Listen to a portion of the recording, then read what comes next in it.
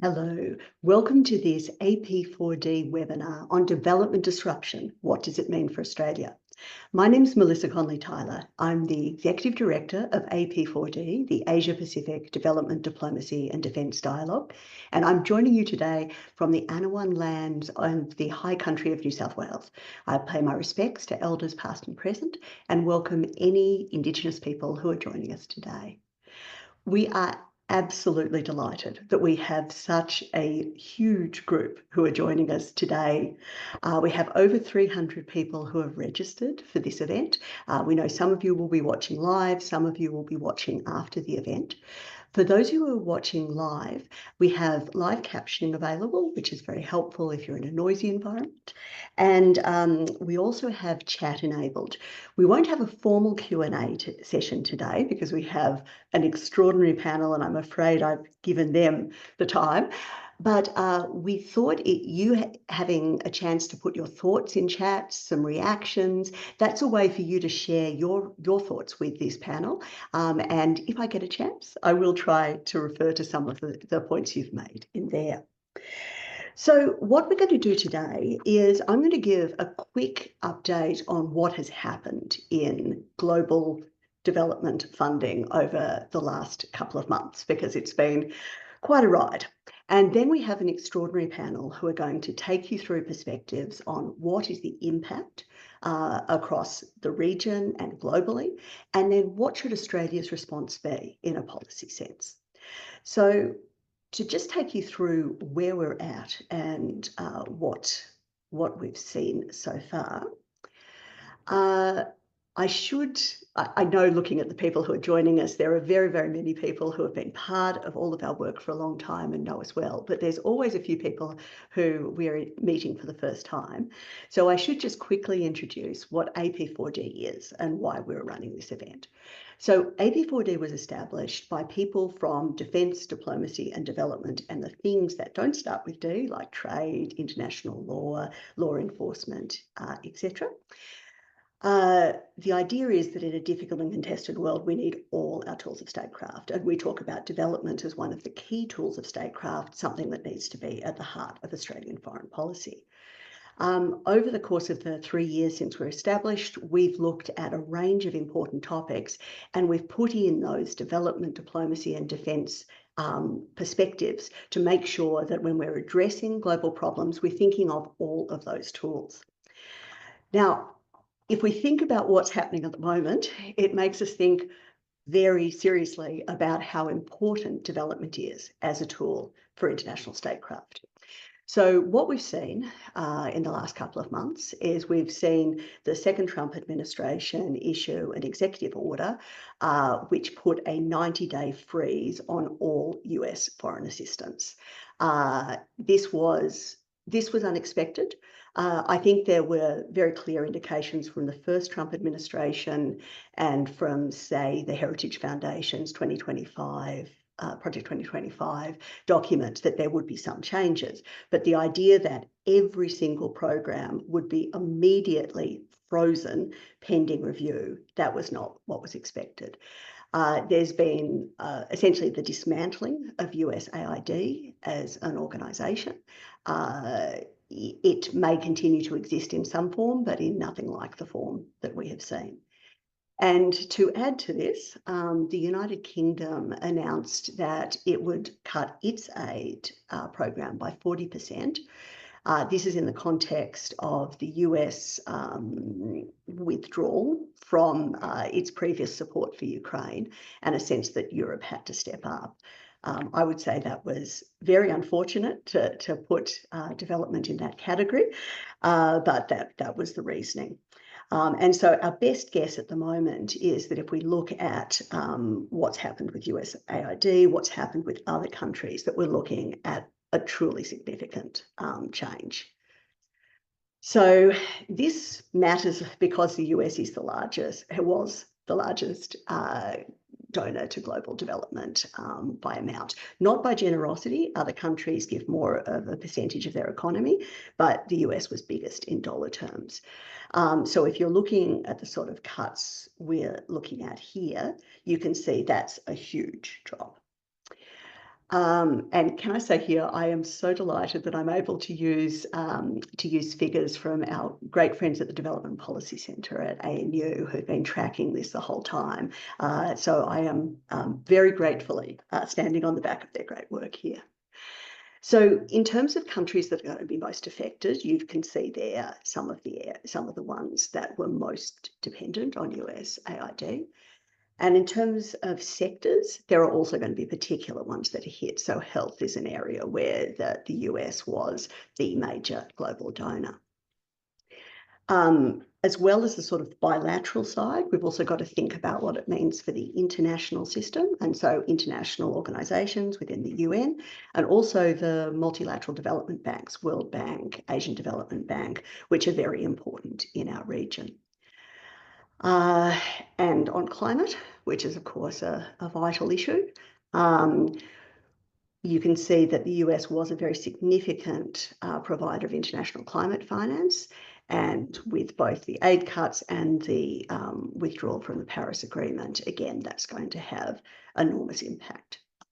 So if we put all of that together, and this is wonderful work by Rowan Davies at our Development Policy Centre, you can see that what we're looking at is at least a quarter of the overseas development assistance from the OECD, the traditional donors, disappearing, and it could be as much as a half. And the way Robin puts that is when that much of a thing goes missing, it's clearly at risk of collapse.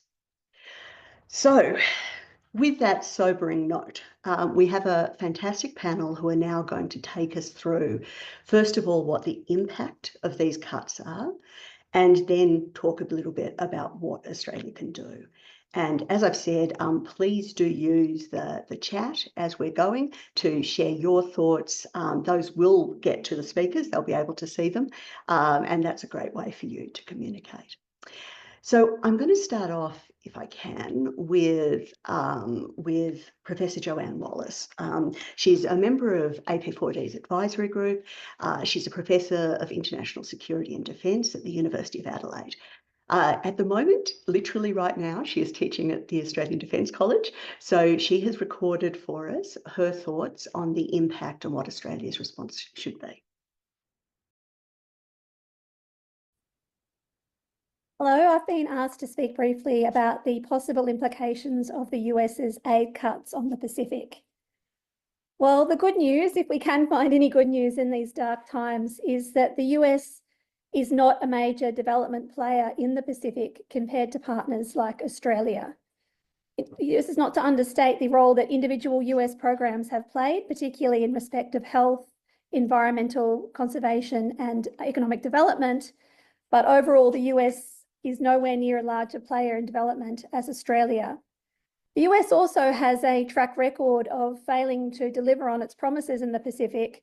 We think here of the 2022 US Pacific Islands Summit that President Joe Biden convened in Washington, at which he made hundreds of millions of dollars worth of pledges on behalf of the US to the Pacific, very few of which eventually got through Congress and therefore were implemented. So this is not a new phenomenon in the US to fail to deliver in the Pacific. When the US does deliver in the Pacific, and most of these funds, about 80%, and here I thank Alex Diant, whose work I got that statistic from, it goes to their Compact of Free Association states. And they, of course, were renewed over the last few years amid a lot of pressure in Washington to get those signed because of concerns about what it would mean for the US's strategic interests if the COFA agreements were not renewed. However, although technically they should be exempt, you would think, from these cuts because they are not technically foreign aid, they are a separate arrangement. I do note that there is a bit of discussion in the press that there might be question marks over the compact funding, and that's an important space to watch as time passes. Another area where the US's cuts might be felt is in its role as a donor to important multilateral institutions for the region, particularly the World Bank, the Asian Development Bank, and then thinking more broadly, the beyond development, the World Health Organization too. The US's withdrawal from the World Health Organization in particular is very notable as we continue to stumble through the aftermath of COVID-19, and there's always the continued risk of a further pandemic, and what that might mean for global health and cooperation going forward is something serious to watch. I notice here that Pacific leaders are already starting to talk about finding alternative partners. Pacific Islands Forum Secretary General Baron Wonga was just quoted in the press recently saying that it's time for the Pacific to think more broadly about alternative development cooperation partners that they can be working with. So obviously, given the geopolitical climate we live in, that will inevitably lead to discussion about whether China will step in as that alternative partner. And that must be a concern for Australia and our allies and like-minded partners about whether China would step in to play a larger developmental role in the Pacific. I note that to date, and here I'm drawing on Lowy statistics, that China is not a major development partner again, in comparison to Australia, which, overwhelmingly relative to everybody else is the most important partner. It doesn't necessarily have a track record of bilateral aid in the same way that Australia does. So whether it's willing to step up is another question. However, China may calculate that the relative costs of investing in development assistance in the Pacific are quite low, given the Pacific is relatively small, for the payoff that China might receive in terms of strategic pressure that it could place on Australia, New Zealand, Japan, and other states interested in the Pacific. The implications, as I mentioned, if the COFA agreements that between the US and the compact states are not followed through on, the funding that was pledged under those is the most strategically significant, because as the compact states are located in Micronesia, which is in the North Pacific, they are much closer to the action of any potential conflict or tensions that might arise in the future between, say, China and the US. So if they were to feel that the US was not following through and that China was offering viable and attractive alternatives, that might start to put a lot of pressure on the US strategically, and by extension, Australia and our partners in this part of the world. So unfortunately, there is not much good news, and it's really a case of watch this space with bated breath. Thank you. Well, many thanks to Joanne for recording that. I'd be very interested in people's reactions on that in chat. For any of those joining us from the Pacific, if you'd like to share your views on what this means, I think that would be very valuable for everyone in the call.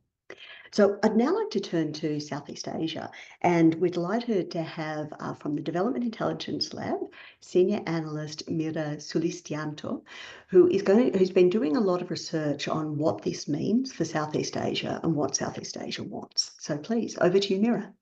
Thanks, Melissa. Well, as Melissa said, after the executive order came down, we knew that the most critical thing was to hear from experts in the region. So we did a rapid piece of research going out to our panel of experts from across Southeast Asia to understand basically two main things: what the most sort of acute impacts have been, or they would expect to be, on their country, and then also really importantly what Australia's response should be, and I'll speak to the latter a little bit later.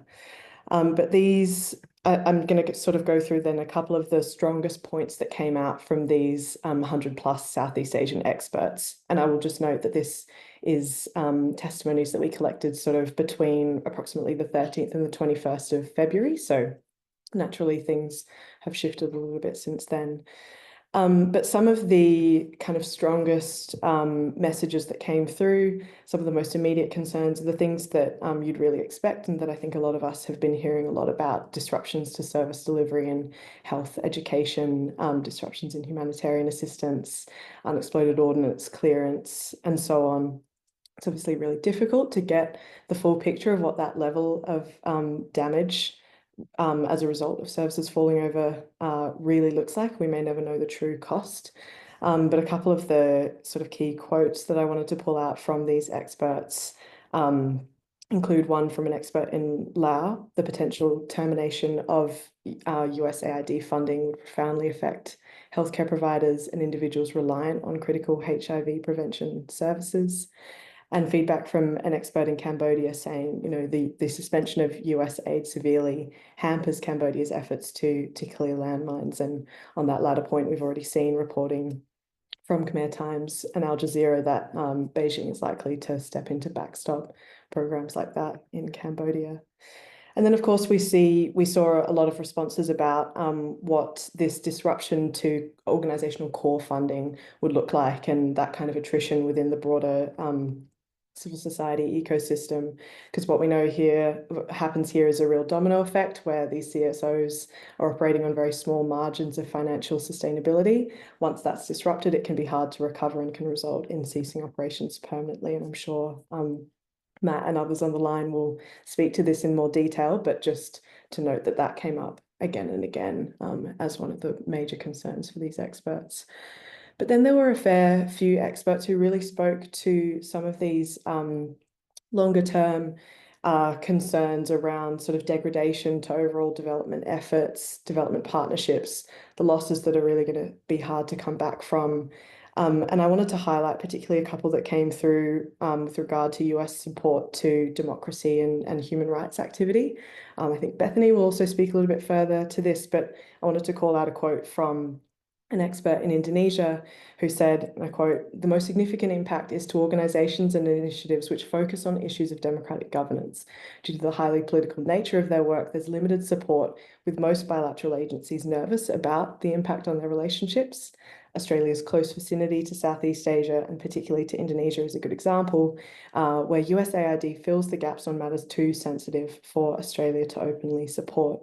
And that's a sentiment that we saw reflected across multiple countries, Timor, Vietnam, Cambodia, certainly in Myanmar. So what we can see here is this area where there's a sense of a fear that there's no obvious partner at present to fill that particular thematic gap that the US is leaving behind. And obviously the concern that over the long term, that really has the potential to embolden actors with interests against democratic norms.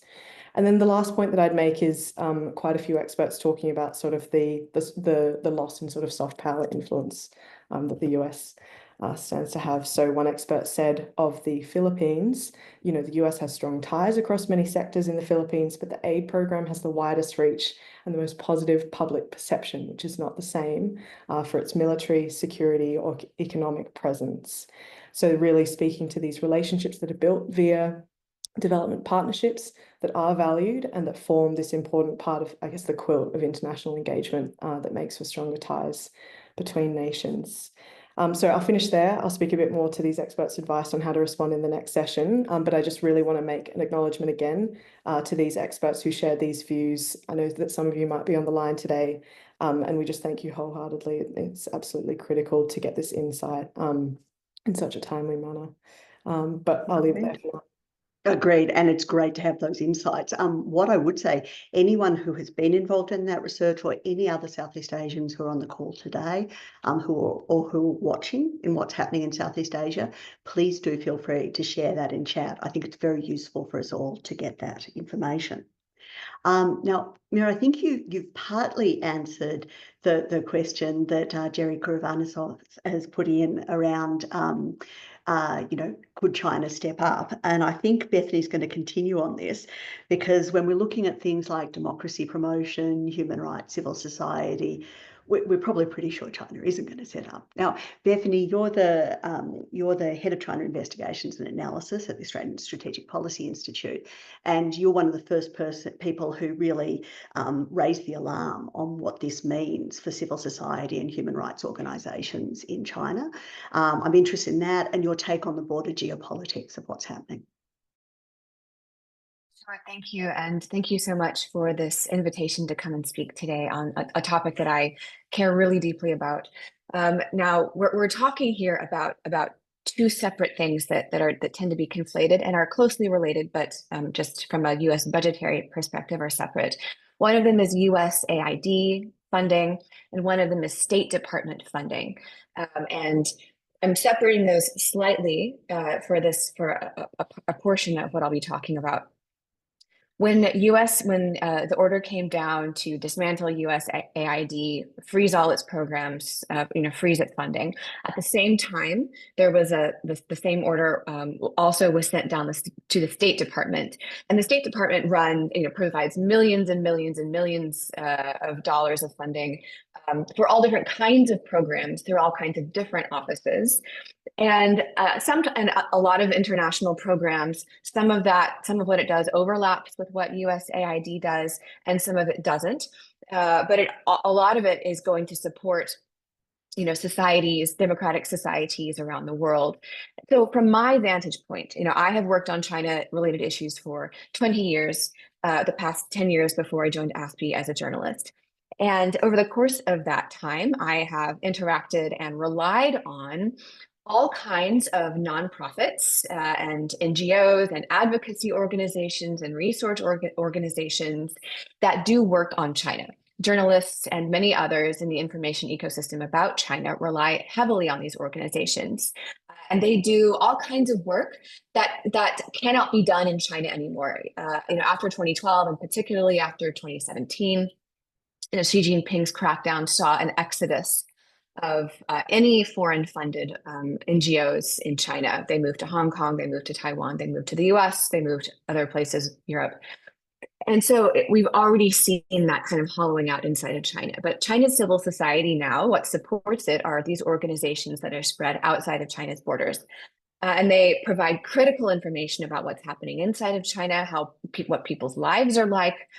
They provide critical support to Chinese organizations inside of China, and they provide a huge amount of information to our information ecosystem. What I did not realize is that these organizations, almost all of them, are overwhelmingly dependent on US funding through the State Department and in some cases through USAID. When that hammer came down freezing it, our entire knowledge ecosystem about China froze. And it's hard to overstate how significant this is. You would think, well, there's journalists in China who are still doing this work, not very many, and a lot of them still rely on these organizations. And and I'm giving this as a microcosm of what's happening to the entire global movement and the oxygen in the atmosphere that supports global belief in democracy and human rights. The very existence of dissidents, of foreign-based dissidents, as a thing. You can go and talk to them. They have movements. They can keep alive this belief in democracy in their home country. So much of this has become almost entirely dependent on US government funding, and that funding has collapsed. And so, in the China space, and it's not just China, it's Russia, it's Ukraine, it's Iran, it's North Korea, it's a lot of these countries.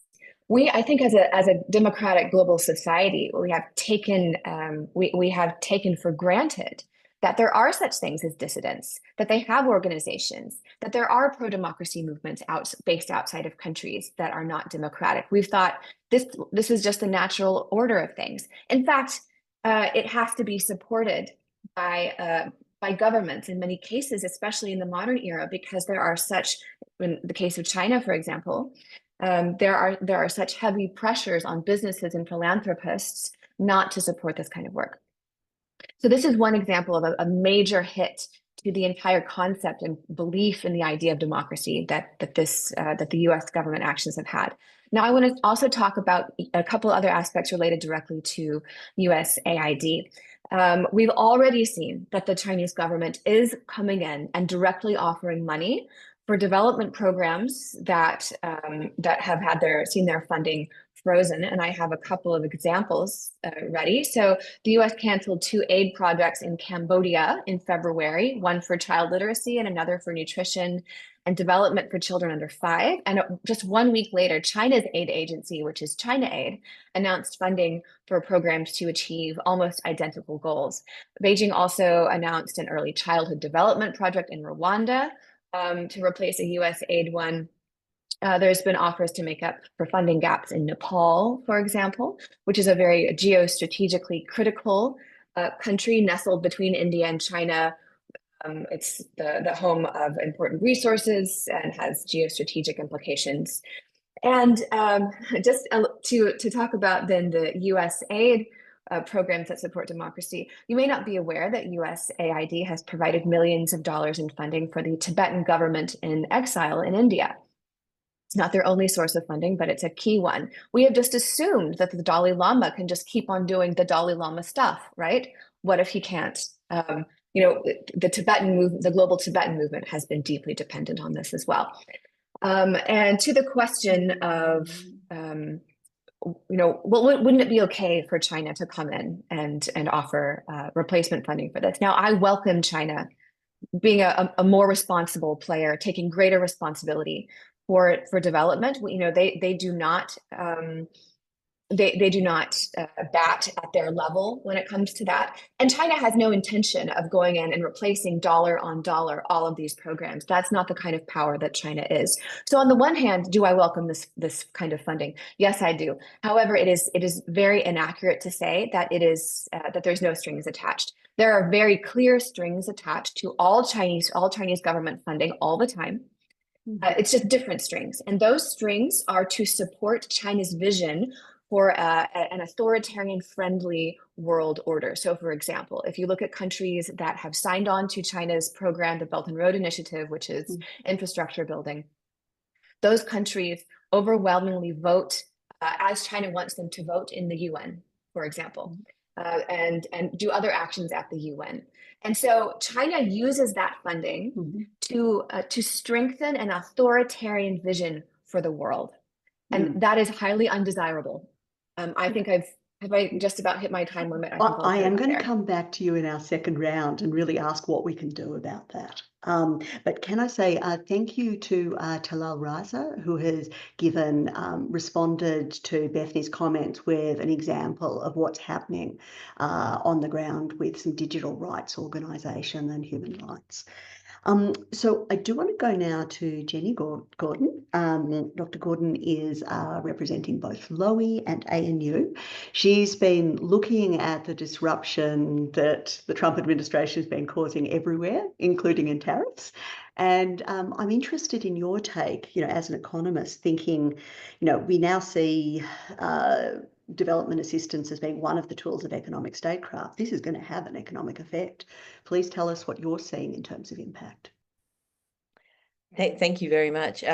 It's terrifying. I mean, for an economist, you're spending a lot of time going, these policies won't achieve what they say they're going to achieve. I mean, we just keep repeating that the tariffs don't work. And the real thing is that the US no longer cares about the consequences for any other country. So one, it's not going to work for it. It's going to live in a poorer, less secure world. But it really is going to hurt a lot of other countries. It's really going to hurt development. The direct cuts to USAID don't necessarily affect the sort of trade investment directly, but they certainly will flow through to things such as climate finance. And in fact, that's the one bit of the US international financial, or what is called International Development Finance Corporation, that is being shut down, is any funding they had under their International Climate Finance Plan. And so you can see the US will undoubtedly put pressure on the World Bank and the ADB, who were, pushing through on finance. Also quite likely on the IFC on financing climate related.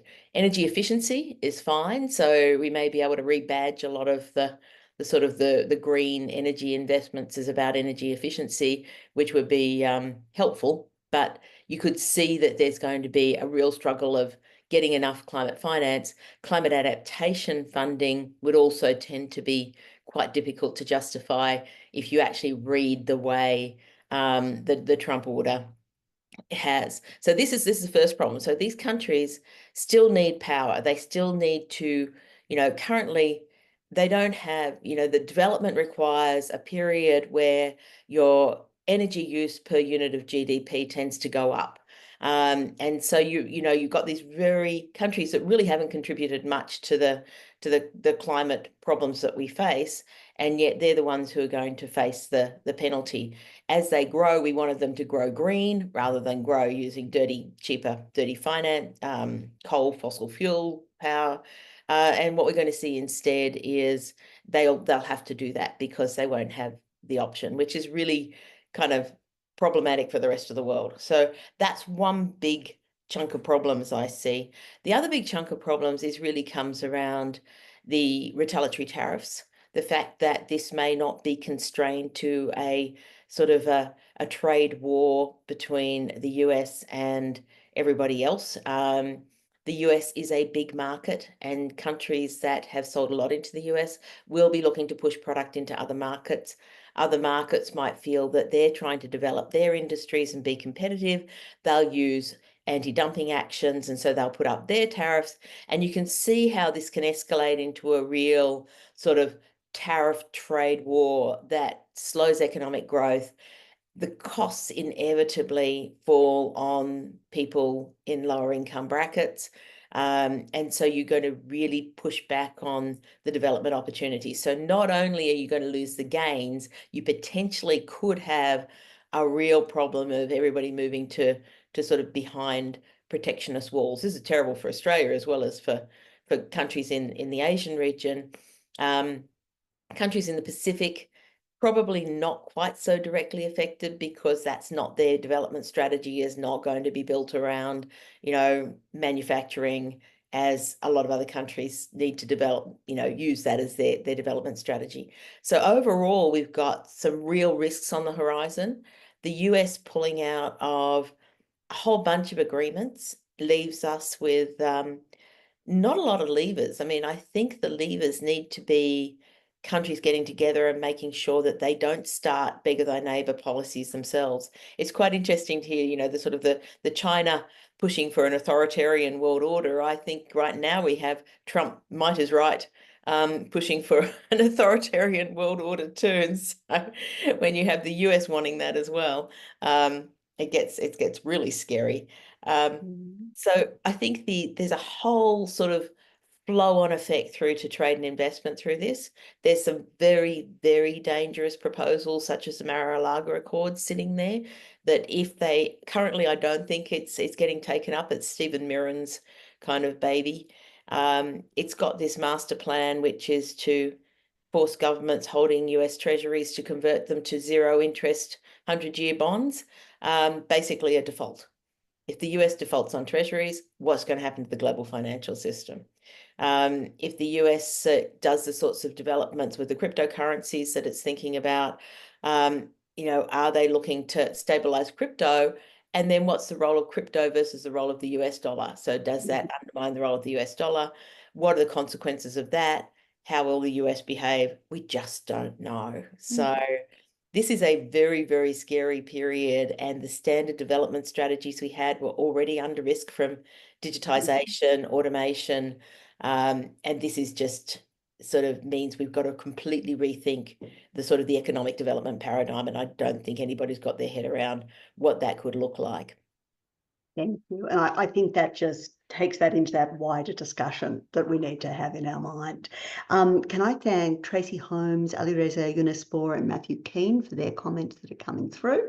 And again, our panelists may want to respond to those in the chat, given that we're having that conversation. Now, I did want to turn to Australia, but you see, we didn't do it first. We don't think Australia is the most important part of this. So we're turning to Australia last to talk about what the impact is going to be. So we're delighted to have the CEOs of the two key peak organisations, the Australian Council for International Development for the not-for-profit development sector, and Nathan Hansford from the International Development Contractors community on the for-profit sector. So Matthew, I'm going to start with you in terms of what has been the impact of what you've seen. It's been quite a time to come in and be acting CEO of ACFD, yes? Yeah, definitely true. And look, to echo what the other panelists have already said, it has had a massive and dramatic and chaotic impact on the work our members do and the entire aid and development ecosystem. We partly, the quantum has had that big impact, but also I would say the way that this process has been managed, and the chaotic and inconsistent messaging that's come out of the US, and projects canceled, projects rescinded, cancellations rescinded, then canceled again. It's just very hard to get a clear picture of what the future looks like. And thus, the whole system has been really in this massive state of chaos.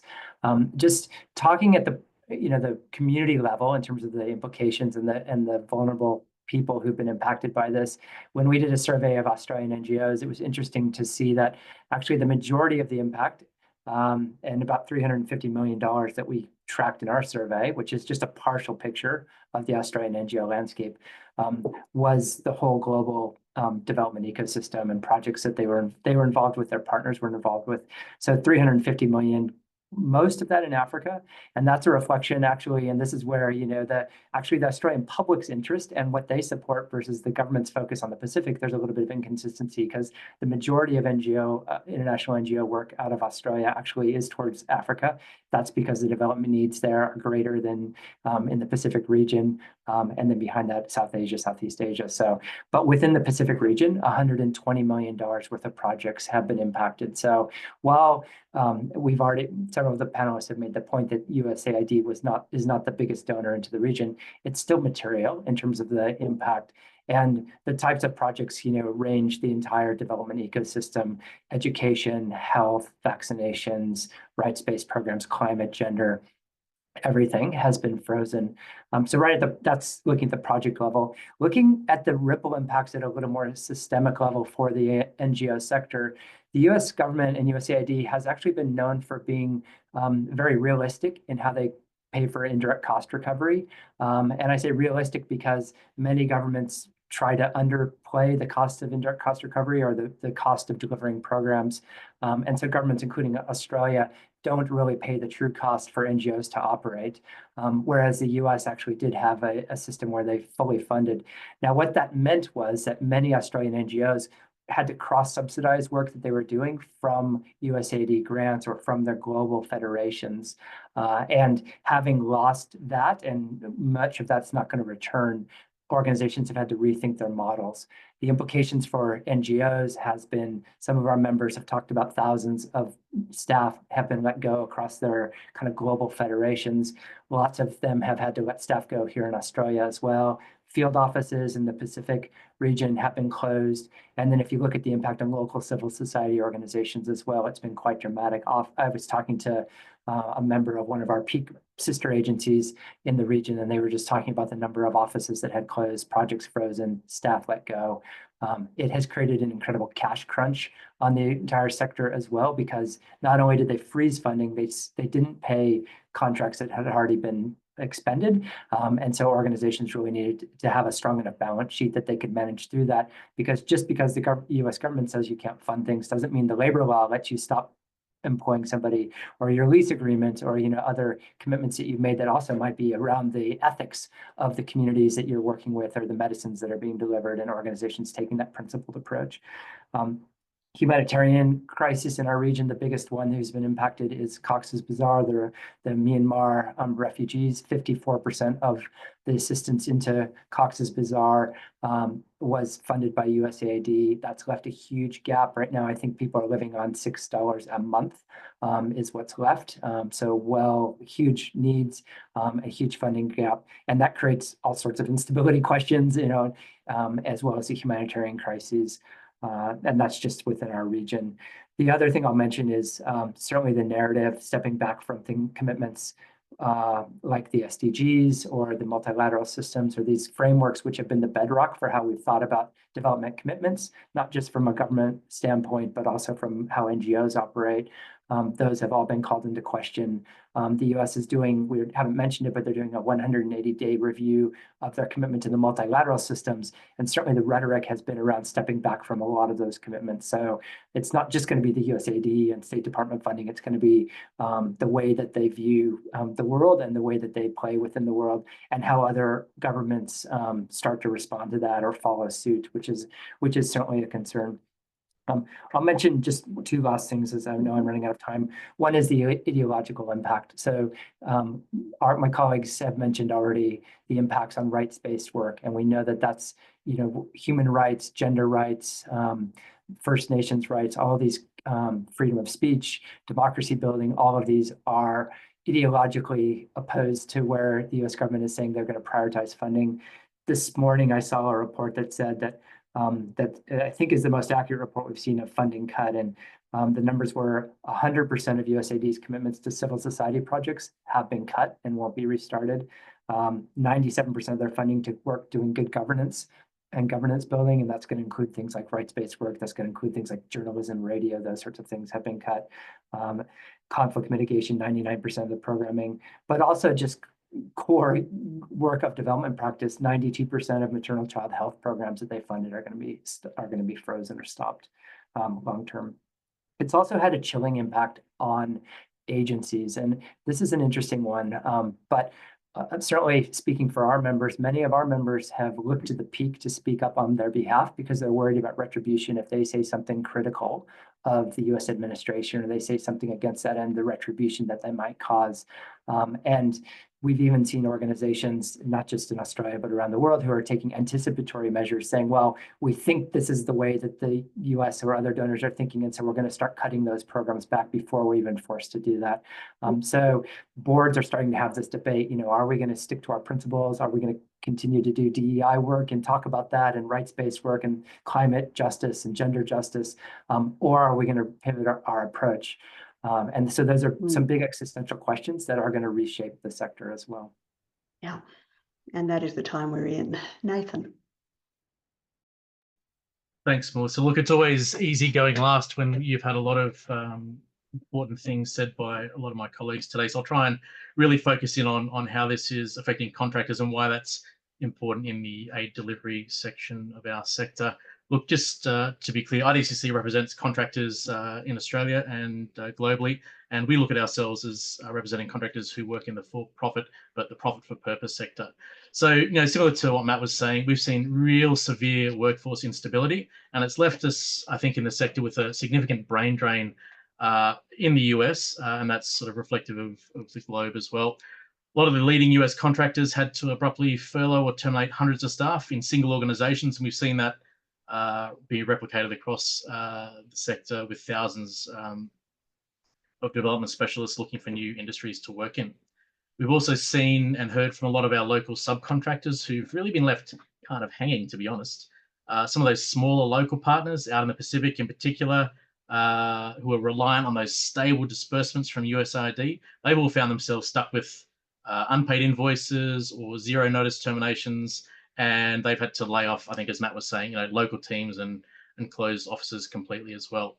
So, you know, result, real brain drain. We've seen a lot of skilled development experts who for many years have built those relationships and, I guess, technical know-how across a number of different sectors, sort of scattered in the wind. I think even if the USAID funding resumes at some level, whether that's through the State Department or whatever mechanism they're looking at, reassembling those teams is going to be really difficult and quite likely impossible, as well as being quite expensive.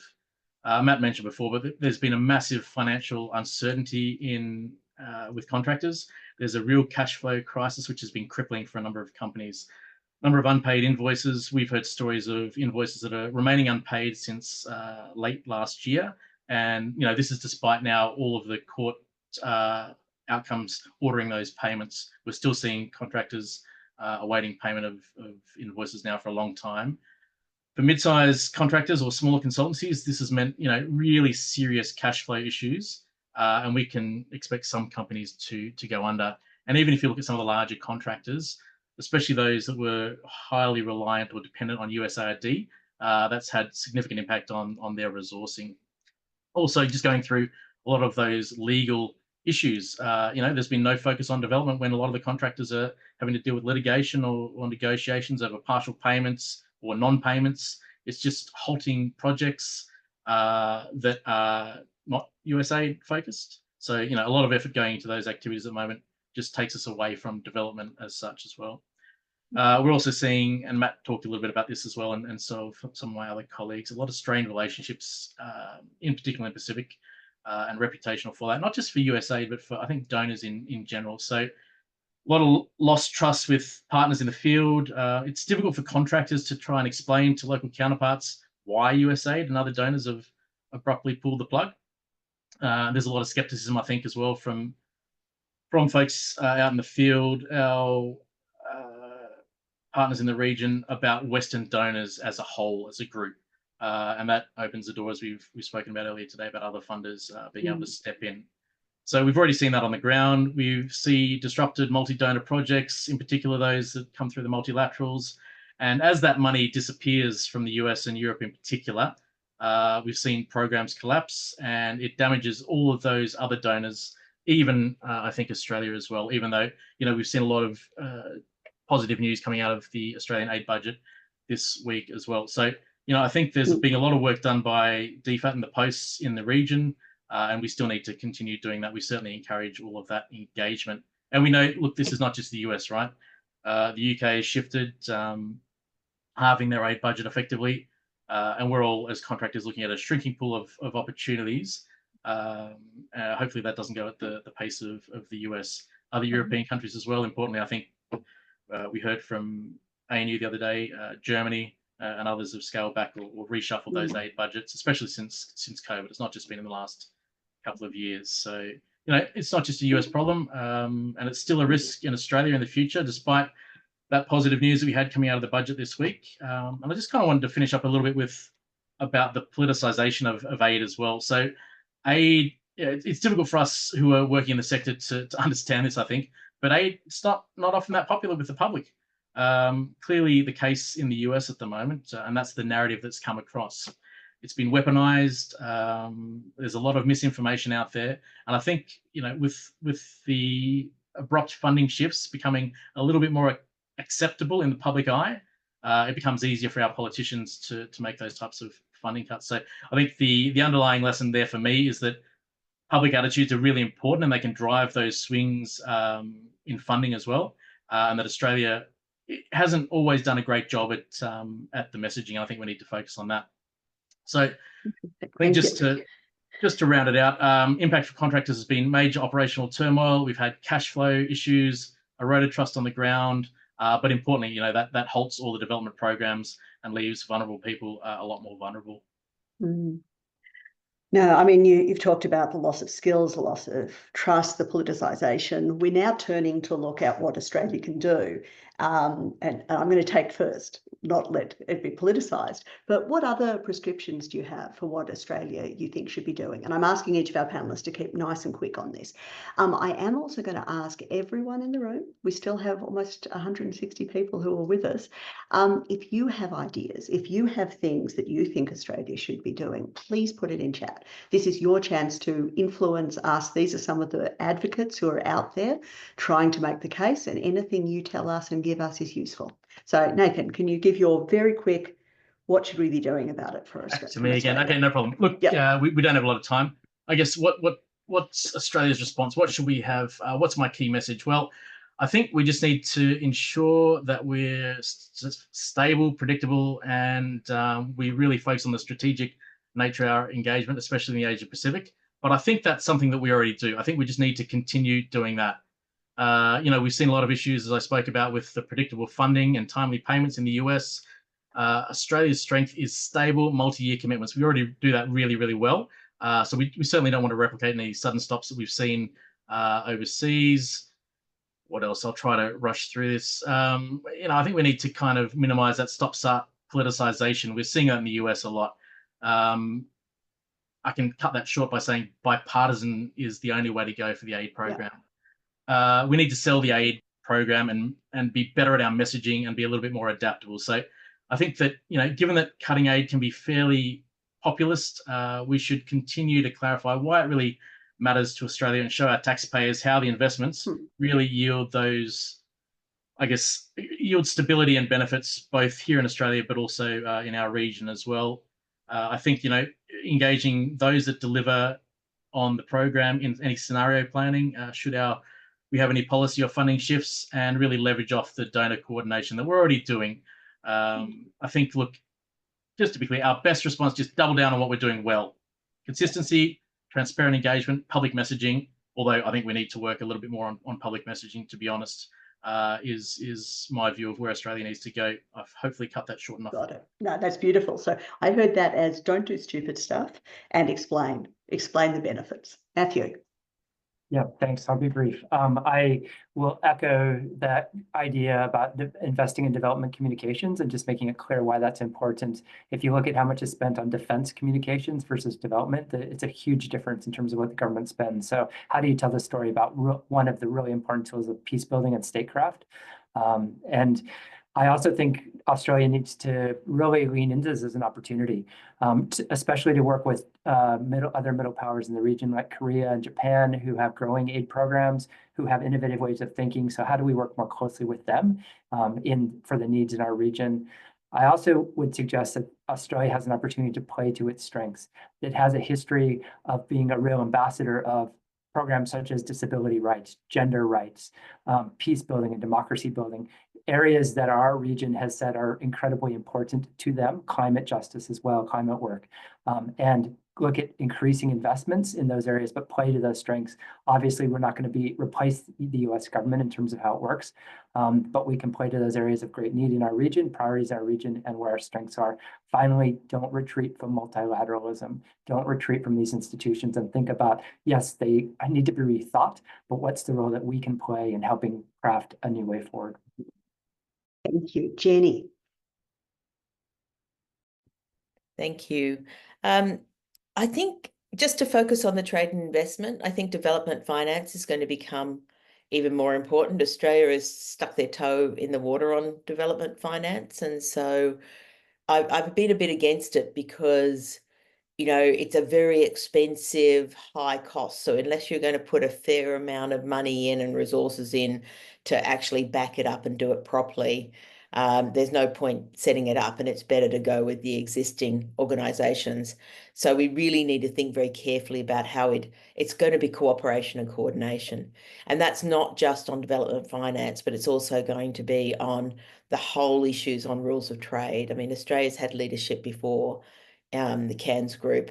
We're going to need to be willing to play that role and stick our head out and make ourselves a little unpopular with the United States by saying, well, actually, if you're going to behave badly, we've got to get together and try and maintain, some of the rules that actually allow countries to have a pathway to development through trade and investment, because it's very, very hard if you're not a huge economy and you're very poor to actually move into productive and growing your economy. You've got to educate your population. You've got to have infrastructure.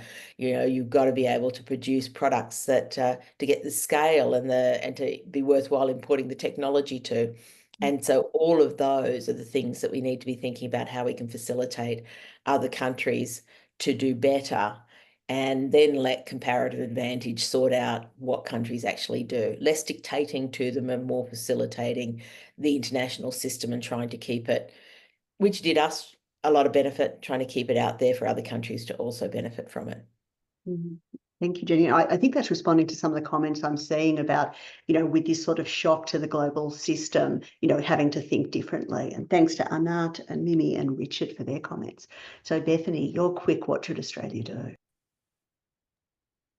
Certainly echo everything that everyone has said before me. And just quickly, I would say that this is an opportunity for Australia to make a real difference. I think, when the US is sending in billions of dollars here and billions of dollars there, it can feel like 1 million here or there doesn't make a big difference. But now in this situation, it really will. And I think that can give, even just, ordinary Australians a sense of agency, that they can do something to make a difference in people's lives. I also really specifically hope and would support the Australian government finding a way to provide more funding specifically for some of the China nonprofits that have been defunded. Australia's key strategic challenge is China, and Australia, it's in Australia's best interest to keep the idea alive in everyone's mind that the reason this competition exists is because of democracy. And without the work that a lot of these China nonprofits do, that idea will fade. So support for those kinds of organizations. Yeah. Okay. And Mira, you are last to give what Australia should do. Well, again, I'll speak to the perspectives that were shared by these 150-odd Southeast Asian experts, but we also at the same time went to a group of some of Australia's most influential foreign policy thinkers, again, some of whom might be on the line today, to really ask that exact question, what should Australia do to respond? And these two groups of experts agreed stabilisation of Australia's development program is a top priority. So we gave each of these experts an opportunity to rank and prioritise different courses of action that Australia could take and tell us why they made the choices that they did. And that really emerged as sort of amongst the top 3 priorities for both cohorts, with experts saying things like, you know, we need to have Australian ODA that's enhancing continuity and sending a message to partners that Australian aid is not a political toy that will be tossed around. And we can I certainly recognise that in the budget that was handed down on Tuesday, the Australian government, of course, stating its intention to really be that reliable partner in an uncertain time and stabilise the aid budget for now. So that's certainly very welcome. I think one other point, so experts also amongst sort of those top tier priorities was also Australia increasing its overall ODA budget, redistributing to fill gaps left by the US, enhancing coordination with other donors, and really always maintaining that long-term focus on reducing aid dependency in the region overall. We did see, however, a lot of experts moderating their response on that call for increasing the overall budget, because a lot of people are sort of reading the low to non-existent political appetite for that. But I just want to make a very quick point on that redistribution and sort of filling the gaps piece, because obviously it's a really tricky spot and raises for me sort of questions around what is possible in the short term. You know, we saw Australia stabilise its budget, stay a reliable partner, and maybe make a couple of modest shifts to a few critical areas where Australia is withdrawing, but of course doesn't have that budget available to really fill those gaps left behind by the US, relatively small as they were in the region like Southeast Asia. And I think for me, it prompts a bit more of that sort of long-term question about how Australia can position and support partners in Southeast Asia to position for the further aid cuts that we know will keep coming, some of which we can predict now and some of which will come through very unpredictably. And I think one of the sort of many tough things that Australian policymakers might be grappling with at the moment is, you know, if we have any voice or influence at all in this sort of unfortunate circumstance, you know, how can we focus it on advocating for smarter, sort of more strategic cuts where withdrawal can be less damaging, you know, kind of asking the question, what will it take to cut well, again, unfortunate as that is, and how can Australia essentially ensure that that its development assistance is still responding to the greatest needs of the region? I think really that may prompt some reorienting of our own priorities at times, as we recognise that with certain partners vacating the field, our comparative advantage relative to what remaining partners might offer may well be changing too. But and I think we've seen some of that in the budget this week, that sort of attitude. I mean, one thing you said, Mary, about you know, is if we have voice, if we have agency, and I think there's a danger when we look at a situation like this that we feel powerless. We look at what's happening in the world. What I've taken out of today is that we're not. That there are many choices we have on how to respond as individuals, as advocates. Some of the comments that have been coming through the chat are talking about how we can cooperate with other countries, how we can use people-to-people links, how we can use diaspora links, how we can step in on things like broadcasting. So there's a lot here that we can do and that we can be agents to try to promote. So I know we haven't finished the discussion. I think if we were to do this in a month's time, we will find many other things we can discuss. What we are going to do next is AP4D will be having, we're having an election series. This is the first in the series. So the next one will be looking at diplomacy and trade, another turbulent area. And the third one will be looking at global insecurity. So if you've enjoyed today's discussion, please do register for the next one and join us. I think all that remains for me is to just thank our wonderful speakers. Thank you for sharing your time, for giving us a bit of a ray of hope that things can be done and people can take action. So thank you again.